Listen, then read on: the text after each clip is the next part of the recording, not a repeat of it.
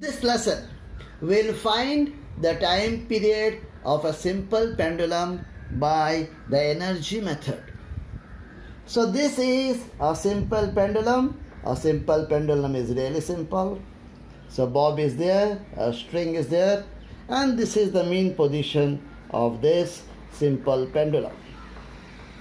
Now when this simple pendulum is at an angle theta, okay, then it is having some angular velocity omega. It can be in any direction. Okay, let's say the angular velocity is in this direction, and it is at some height compared to the mean position. The mean position will take potential energy equal to 0.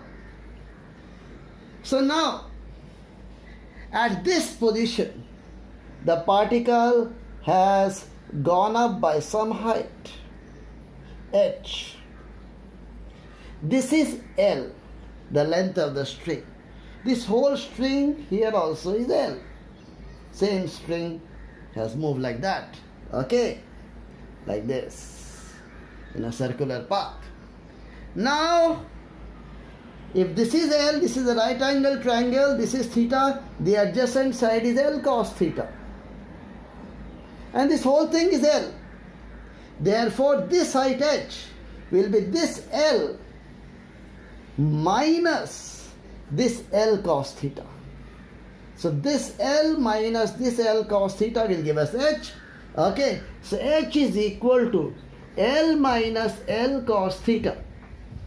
Therefore, if we call this potential energy equal to 0, at this displaced position, the potential energy is mg h, that is mg into L 1 minus cos theta. And the kinetic energy will be half I omega square, because this is rotational kinetic energy. It is in pure rotation about this point.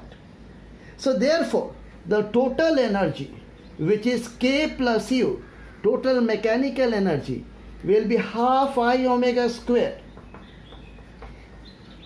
plus mgl 1 minus cos theta.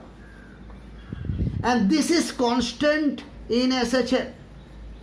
Therefore, d by dt will be equal to 0. So if we differentiate this, half I is a constant. If we differentiate omega square, we get 2 omega d omega by dt. And here we get mgl is a constant. If we differentiate 1, we get 0. If we differentiate cos theta, we get minus sine theta d theta by dt. We are differentiating with respect to time a function of a function. And this must be equal to 0. So 2 gets killed here. So here we get I omega alpha plus mgl sine theta, and d theta by dt is omega. D omega by dt is alpha, d theta by dt is omega. This is equal to 0. So we divide the entire equation by omega, and then we get alpha equal to minus mgl by I sine theta. And if theta is small, less than 6 degrees, then sine theta is approximately equal to theta.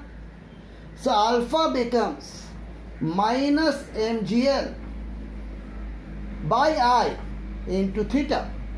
And moment of inertia of this bob of mass m about this axis is m into L square. So alpha becomes minus mgl by ml square into theta, and that is equal to minus g by L theta. In SHM, alpha is minus omega square theta. So omega becomes root over g by L, and time period is 2 pi by omega. So time period is 2 pi root over L by g. As simple as that.